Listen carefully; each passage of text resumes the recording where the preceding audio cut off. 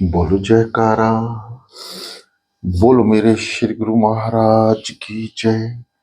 श्री सदगुरुदेव भगवान की जय। श्री नंगली निवासी भगवान की जय। श्री परमहंस दयाल जी महाराज की जय। श्रीमद् भागवत रहस्य प्रथम स्कंद आगे। जन्म दुखम जरा दुखम जया दुखन पुनः पुनः तत्काला महादुखम तत्मस्तः जागरहा जागरिहा। जन्म दुख है, वृद्ध अवस्था दुखमयी है, और स्त्री यानी स्त्री पुत्र आदि कुटुंब बंजन दुख रूप हैं, और अंतकाल भी बड़ा दुखद है। इसलिए जागो जागो, इस अंतकाल को रोज याद करो। नित्य विचार करो कि यदि आज यमदूत मुझे पकड़ने आए तो मैं क्या कहूंगा, कहाँ जाऊंगा, नरक में, स्वर्ग में या वैकुंठ में। मैं मृत्यु का विवरण शाक्य नहीं है, तो फिर पाप किस लिए करते हो? कई एक तो बहुत समझदार बनते हैं। 2 सेर साग सब्जी लेनी हो तो सारा बाजार घूमते हैं, माथा घूमते हैं कि करेला लूं या तोरई। जिसके विचार करने की जरूरत थी उसका तो विचार नहीं किया, और साग सब्जी का विचार कर रहा है। मृत्यु का रोज याद रखो। मृत्यु का भय रहेगा तो तुम्हारा पाप दूर होगा, और जिस दिन तुम्हारा पाप दूर हो जाएगा तब मान लेना कि तुम संत हो गए। पाप पुण्य के अनेक साक्षी हैं। सूर्य, चंद्र, धरती, वायुदेव सब साक्षी हैं। मेरे भगवान ने अनेक सेवक हैं। मेरे भगवान के अनेक सेवक हैं। वे जहां तुम जाओगे साथ आते हैं। मनुष्य मानता है कि जो मैं पाप करता हूं उसे कोई देखता नहीं। अरे भाई, एकांत कैसा भी हो, वहां वायु है, और वहां भी तेरे अंदर परमात्मा विराजमान है। यद्यपि लोको मरण शरणम तदापि ना मुजनति पापचरणम। आखिर तो मनुष्य इस लोक में मरण की शरण में ही जाता है, फिर भी वे पाप आचरण छोड़ता नहीं। शंकराचार्य स्वामी कहते हैं कि मनुष्य ये जानता है कि एक दिन मरना है, ये सब छोड़कर एक दिन जाना है। ऐसा होने पर भी वह पाप क्यों करता है? मुझे इसका आश्चर्य होता है। इसलिए अपने जीव को संभालो। परीक्षित का अधिकार सिद्धि होने पर सुखदेव जी वहां पधारे हैं। सुखदेव जी को आमंत्रण नहीं देना पड़ा। सुखदेव जी ऐसे नहीं कि किसी के आमंत्रण पर आए। राजा का जीवन बदल गया है। सुखदेव जी ने जब ये आना जाना, परीक्षित राजा जब राजा नहीं रहा, महर्षि हुआ, तो वे आ गए। महर्षि और ऋषि एक हैं। राजा जब तक महलों में लिबास जीवन बिताता है तब तक सुखदेव जी नहीं आए, परंतु ततक्ष के भय से संसार छूटा कि तुरंत ही सुखदेव जी पधारे। राजा तो और उस समय सुखदेव जी कथा करने गए होते, तो राजा कहता आप आए, ठीक किया, 1 घंटा कथा करें और विदा ले लें, मुझे बहुत काम है। परीक्षित राजा को विश्वास था कि अब 7 दिन के बाद मरना है। हमें तो अपनी ये खबर भी नहीं है। जीवन पानी का बुलबुला है। पानी के बुलबुले को फटते देर नहीं लगती। इसी प्रकार जीवन के अंत आने में भी देर नहीं लगती। प्रथम स्कंद अधिकार लीला है। श्रीमद् भागवत के ज्ञान के संपादन का अधिकार कौन है, अधिकारी कौन है? श्रीमद् भागवत के ज्ञान के संपादन का अधिकारी कौन है? ये ज्ञान देने का अधिकारी कौन है? आदि बताया है। पहले स्कंद में 3 प्रकरण हैं, उत्तम अधिकारी, मध्यम अधिकारी और तीसरा कनिष्ठ अधिकारी। सुखदेव जी और परीक्षित उत्तम वक्ता श्रोता, नारद और व्यास मध्यम श्रोता वक्ता और सूत जी शौनक जी कनिष्ठ वक्ता तथा श्रोता हैं। समाज को सुधारने की इच्छा अनेक बार प्रभु भजन प्रभु मिलन में बाधक होती है। दूसरे को सुधारने की भावना प्रभु भजन में विघ्न करती है। परंतु जो सुधारने के झंझट में नहीं पड़ा, तुम अपना जीवन सुधारो। कथा करते समय सुखदेव जी को खबर नहीं थी कि मेरी कथा सुनने के लिए सामने कौन कौन बैठा है। सुखदेव जी कथा में बहुतों के जीवन सुधरता है, परंतु इसका विचार सुखदेव जी नहीं करते। शंकराचार्य जी ने कहा कि ब्रह्म ज्ञानी महात्मा एक क्षण भी ब्रह्म चिंतन नहीं छोड़ सके। ऐसी दशा सुखदेव जी की है। सोहला आने वैराग्य ना होने तो दृष्टि ब्रह्माकार नहीं होती। जगत में ब्रह्म ज्ञानी मिल सके हैं, परंतु ब्रह्म दृष्टि रखकर विचारने वाले सुखदेव जी जैसा नहीं मिलते। कथनी और करनी में एक ना हो और आचरण एक ना हो तब शब्द में शक्ति नहीं आती। आदि केले मंग संत गिले।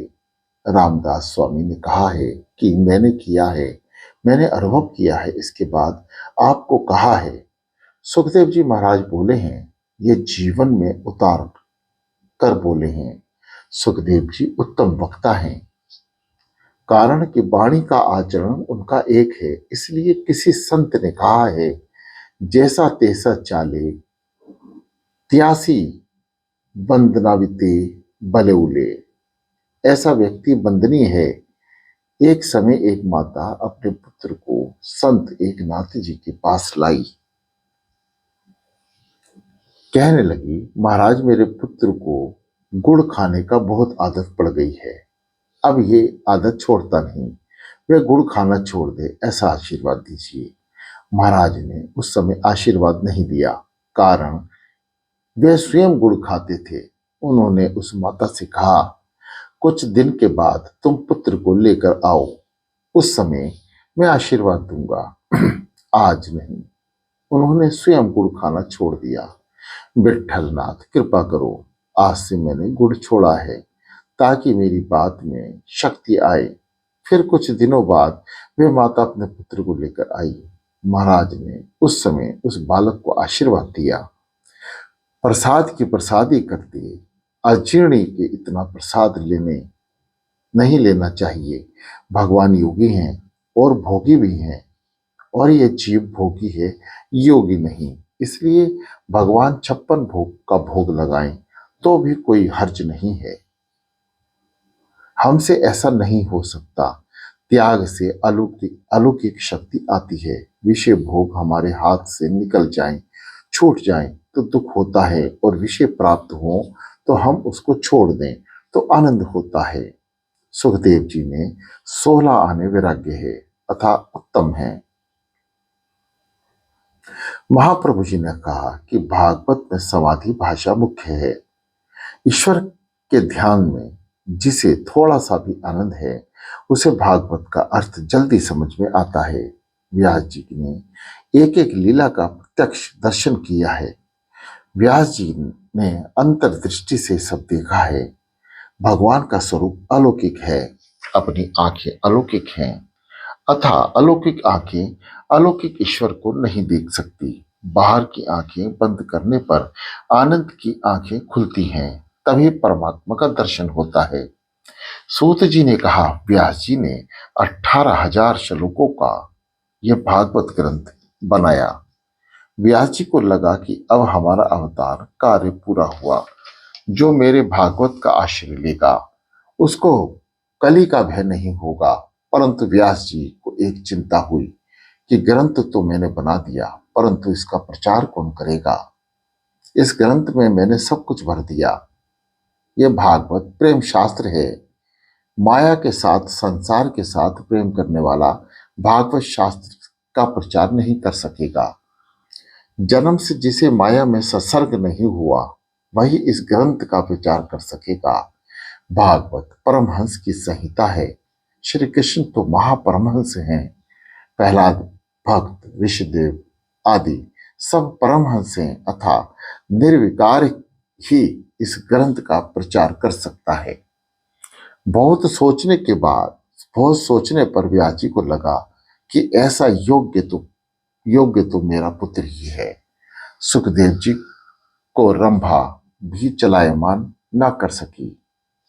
नारियों में श्रेष्ठ तो रंभा ही है। ऐसी रंभा सुखदेव जी को चलित करने आई। सुखदेव जी ने कहा, वृथा गंधः तस्य नरस्य जीवनम। सुखदेव जी कहते हैं कि विषय भोगी का जीवन वृथा नहीं है। सुनो देवी कि किसका जीवन वृथा है। नारायण पंकज लोचनम प्रभु कोयम हारम केयुर्हरणम परिशोभायमानम भक्ताया युतो येन सुपीज तो नहीं वृथा कंतम तस्य नरस्य जीवनम। नील कमल से सुंदर जीवन जिनके नेत्र हैं, जिनके आकर्षण अंगों पर केयूर आहार आदि अलंकार शोभमान हैं, ऐसे सर्वोत्तम अंतर्यामी नारायण प्रभु के चरण कमल में जिसने भक्ति पूर्वक स्वयं को अर्पण करने इस आवागमन के चक्र को नष्ट किया, ऐसे लोगों का मनुष्य देह धारण करना व्यर्थ है। ऐसे लोगों का जीवन व्यर्थ है। श्री वात्सल्य लक्ष्मी कृतः प्रदेश स्थाक्षर वज्र चक्र धारमम परत्यम ने शोभितो येन शक्र मुकुंदो वृथा गतम तस्य नरस्य जीवनम। जिनके वृक्ष स्थल पर लक्ष्मी जी शोभमान हैं, जिनकी ध्वजा में गरुड़ जी विराजते हैं, जो सुदर्शन चक्रधारी हैं, ऐसे परमात्मा मुकुंद भगवान का जिसने क्षण मात्र भी स्मरण किया, ऐसे मनुष्य का जीवन व्यथा नहीं मानो। रंभा ने जब नारी देह के अति प्रशंसा की तो सुखदेव जी ने रंभा से कहा, स्त्री का शरीर इतना सुगंधमय और सुंदर होता है, यह तो मैंने आज ही जाना। मुझे तो पहले खबर ना थी कि स्त्री का शरीर इतना सुंदर होता है। परमात्मा की प्रेरणा से यदि अब मुझे जन्म लेना होगा तो मैं तेरी जैसी माता ही पसंद करूंगा। सुखदेव जी जन्म से ही निरंकारी है। जिस पुत्र ने जन्म के समय ही माता से कहा कि आप मेरे पिता नहीं, माता से कहा कि आप मेरे पिता नहीं और मैं भी आपका पुत्र नहीं, ऐसे सुखदेव जी यानी पुत्र घर आए तो कैसे। सुखदेव जन्म सिद्धि योगी है। जन्म हुआ कि तुरंत ही तपश्चर्या से लिए वन की ओर उन्होंने प्रयाण किया। सुखदेव जी सदा ब्रह्म चिंतन में लीन रहते हैं। उनको वन में बुलाई कैसे। ये वन में से घर आए तो उनको भागवत शास्त्र पढ़ाऊं और फिर वे इसका प्रचार करें। व्यास जी को विचार आया कि श्री कृष्ण के स्वरूप का वर्णन नहीं हो सकता। भगवान के स्वरूप का कौन पार पा सकता है। योगी लोगों का मन उस प्रभु का कुछ अनुभव कर सका है। कारण यह है कि यतो वाचो निर्वतन्ते अपर्याप्त मानसा सहे आनंदम ब्रह्माणो विद्वान्ना विविते कचाचने। अर्थात उसका पार पाने के लिए जाने वाला मन भी वाणी सहित वापस लौट आता है। श्री कृष्ण का स्वरूप अद्भुत है, योगियों के चित्त को भी आकर्षित करता है। ऐसा यह स्वरूप है तो ये कन्हैया सुखदेव जी जैसे योगी को क्यों नहीं खींचेगा। सुखदेव जी निर्गुण ब्रह्म के चिंतन में लीन हैं। तीन थे जिसमें से उनके चित्त को हटाने सगुण ब्रह्म की और उसे खींच लाने को श्री कृष्ण लीला के श्लोक सुनने चाहिए। उन श्लोकों का कोई और ही जादुई प्रभाव श्री व्यास जी ने स्वीकार किया। व्यास जी ने शिष्यों को जंगल में जब से दर्भ समधि लेने जाते, तब हिंसक पशुओं का भय लगता। उन्होंने ये बात व्यास जी से कही। व्यास जी ने कहा, जब जब तुमको भय लगे तब तब इस भागवत के श्लोक का पाठ किया करो। श्री कृष्ण मेरे साथ हैं ऐसा विचार करो, ईश्वर सतत हमारे साथ है ऐसा विचार करोगे और अनुभव करोगे तो तुम निर्भय बनोगे। राधा रमन, श्री कृष्ण का स्मरण करो। इसके बाद जब ऋषि कुमार वन में जाते तो ब्रह्म पीडम आदि श्लोक बोलते हैं, तो वन में हिंसक बाघ आदि सब पशु वेर को भूल जाते हैं और शांत बन जाते हैं। पशुओं के मन पर भी इन श्लोकों का प्रभाव पड़ता है, परंतु दुख की बात यह है कि आज मनुष्य पर भी इसका कोई प्रभाव नहीं पड़ता है।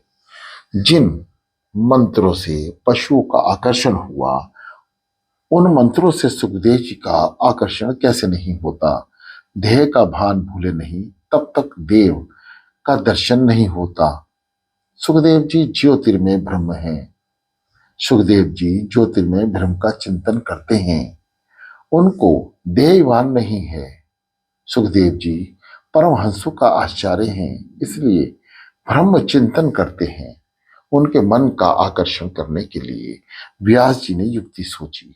व्यास जी ने शिष्यों से कहा कि सुखदेव जी जिस वन में समाधि में बैठे हैं वहां आप जाइए और वे सुने। इस प्रकार इन दो श्लोकों का गान कीजिए। ये दो श्लोक उनको सुनाइए। सुखदेव जी का हृदय गंगा जल जैसा शुद्ध है। जल शुद्ध और स्थिर हो तो उसमें शुद्ध प्रतिबिंब पड़ता है। अपनी हृदय रूपी दीवार पर दया गंदगी लग गई है, इसे बिल्कुल साफ करने की जरूरत है। इसे साफ करो जिससे परमात्मा का प्रतिबिंब उसमें पड़ेगा।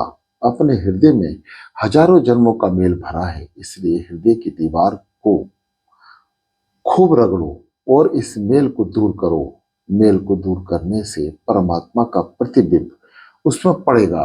अतः शुद्ध बनो। शुद्ध में से रूप का दर्शन होता है।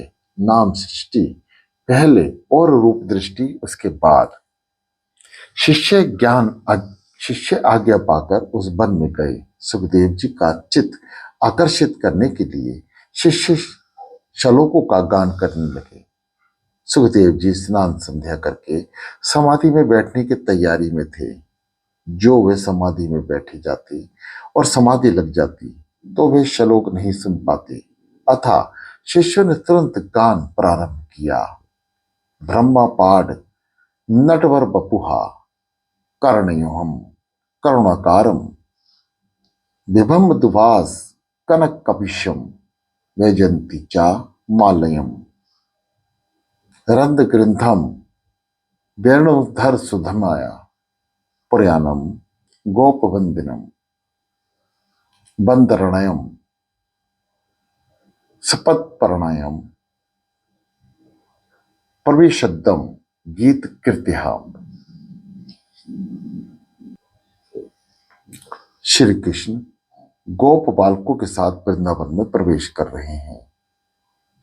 उन्होंने मस्तक पर मोरपुख धारण किया है और कानों पर कनेर के पीले पीले पुष्प, शरीर पर पीला पीतांबर और गले में 5 प्रकार के सुगंधित पुष्पों जैसा से बनी विजंती माला पहनी है।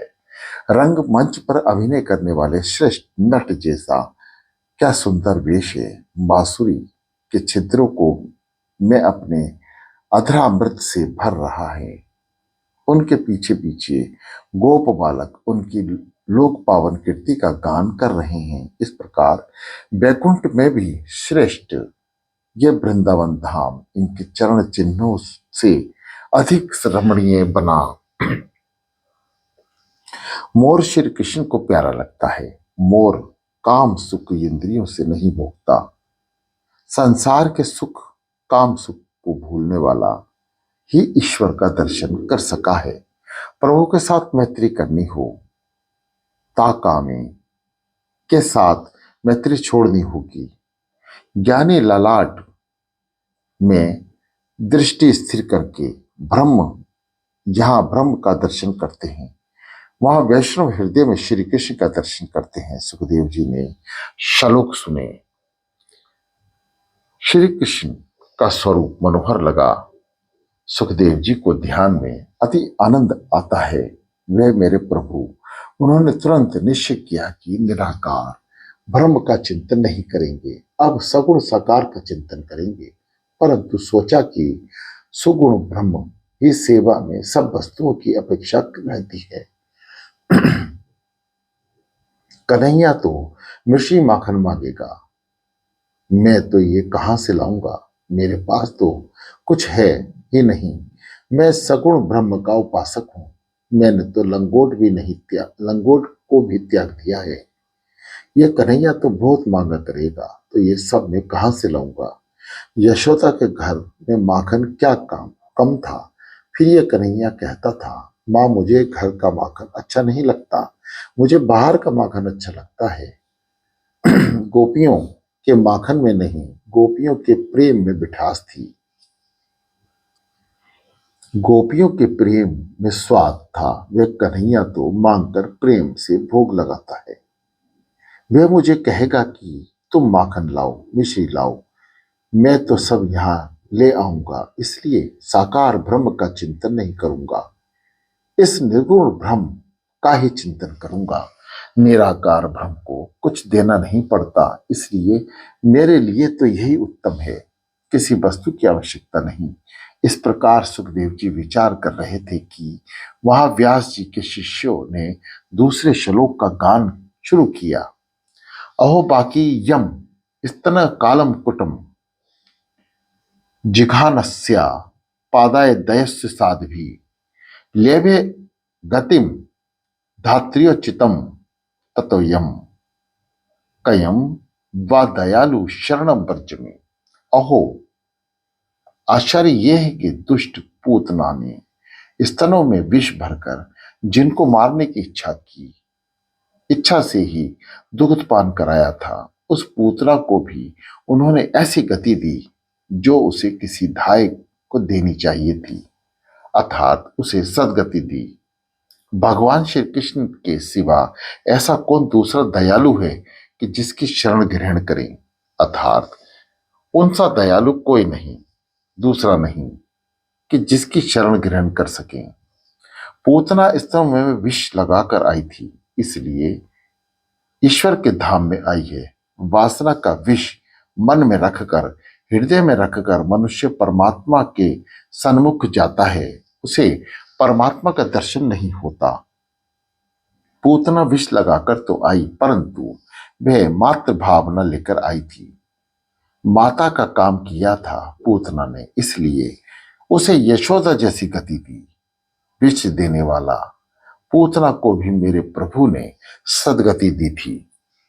मेरे प्रभु को माखन मिश्री की तो क्या किसी भी चीज की जरूरत नहीं है, वे केवल प्रेम चाहते हैं। प्रेम के वश अर्जुन रथ हाकियो भूल गए और ठाकुराई। प्रेम के वश करके अर्जुन ने महाभारत के युद्ध में अपना रथ चलवा लिया। महाप्रभु अपनी ठाकुराई भूल गए। पदार्थ से प्रसन्न हो वे जीव और प्रेम से प्रसन्न हो वे ईश्वर है। प्रेम करने योग्य एक परमात्मा ही है।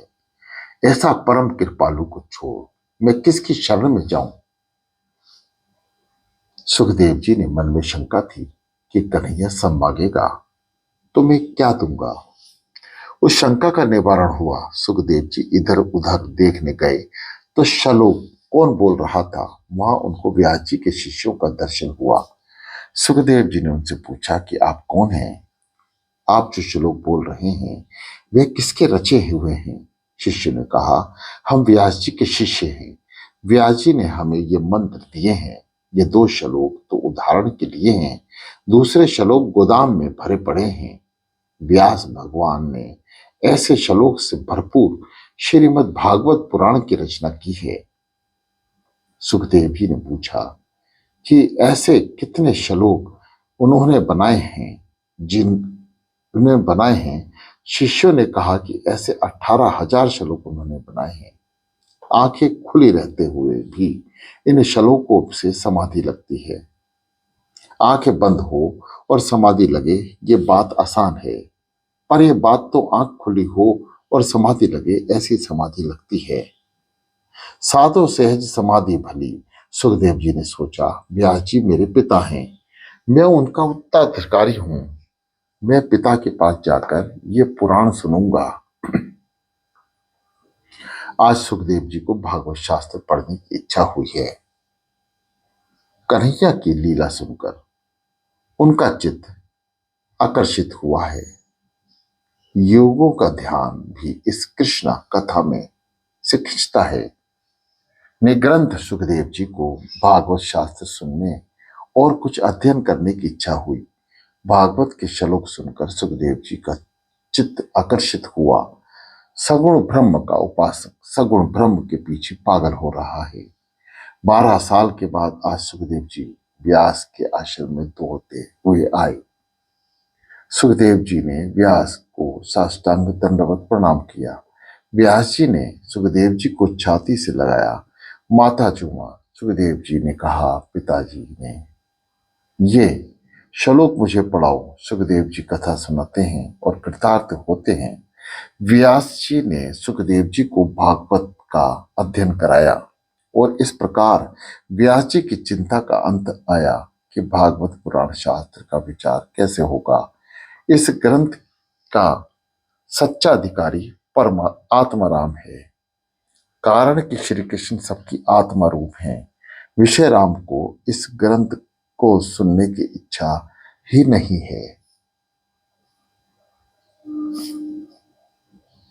सूत जी कहते हैं, शौनक जी आश्चर्य मत करो, भगवान के गुण ऐसे मधुर हैं कि सबको वह अपनी ओर खींच लेते हैं। फिर इनमें से सुखदेव जी का मन आकर्षित हुआ। इसमें क्या नई बात है। आत्मा रामाचे मनियो निग्रंथाः ऐषुरुक्रमे कुर्वतम यह कुतकी भक्ति मिथ्यम भूत गुणम हरिनम। जो ज्ञानी हैं, जिनकी अविद्या गांठ खुल गई है और जो सदा आत्मा में श्रवण करते हैं, वे भी भगवान के हेतु रहित निष्काम भक्ति करते हैं, क्योंकि भगवान के गुण ऐसे मधुर हैं कि सबको अपनी ओर खींच लेते हैं। भगवान के कथामृत का पान करते भूख और प्यास भी भूल जाती है। इसलिए तो 10वें स्कंद पहले अध्याय में राजा परीक्षित भी कहते हैं कि पहले मुझे भूख और प्यास लगती थी, परंतु भगवान के कथामृत का पान करते करते अब मेरी भूख उद्देश्य हो गई। नोवितम सवा सूक्ष्मः त्यातो तदपि बधते पिबत्तम तवन्युखम्ब्यो चकुत्तम हरि ठकम मृत्यम। मेरा पानी भी छूट गया, फिर भी मैं आपके सुख से निकालते श्री हरि कथा रूपी अमृत का पान कर रहा हूं। इसलिए ये दुखा सुख भी भूख भी मुझे पीड़ा नहीं देती। भोजन भजन का साधन मात्र है, इसलिए भूख ना सताए इतना भोजन करना चाहिए। सूत जी में वर्णन करते हैं। इसके बाद यह कथा सुखदेव जी ने राजा परीक्षित को सुनाई। मेरे गुरुदेव भी वहां थे, उन्होंने ये कथा मुझे सुनाई। अब मैं ये कथा तुमको सुनाता हूं, श्रवण करो। अब मैं तुम्हें राजा परीक्षित के जन्म, कर्म और मोक्ष की कथा तथा पांडवों के स्वर्गारोहण की कथा कहता हूं। 5 प्रकार की शुद्धि बताने के लिए पंचाध्यायिनी कथा शुरू करते हैं। पितृशुद्धि, मातृशुद्धि, वंश शुद्धि, अन्न शुद्धि और आत्म शुद्धि। जिनके ये 5 शुद्ध होते हैं, उन्हीं में प्रभु दर्शन की आतुरता जागती है। आतुरता के बिना ईश्वर दर्शन होता नहीं। राजा परीक्षित में ये 5 शुद्धियां मौजूद थी। ये बात दिखलाने के लिए अगली कथा कही जा रही है। 7 से 11 अध्यायों में बीज शुद्धि की कथा है। 12वें अध्याय में परीक्षित जी के जन्म की कथा है। परीक्षित जी कहेंगे कि ये कथा सुनते सुनते मुझे तृप्ति नहीं हो रही है। उत्तम श्रोता वही है जो भजन में भूख और प्यास भूल जाते हैं। बोलो जयकारा, बोलो मेरे श्री गुरु महाराज की जय।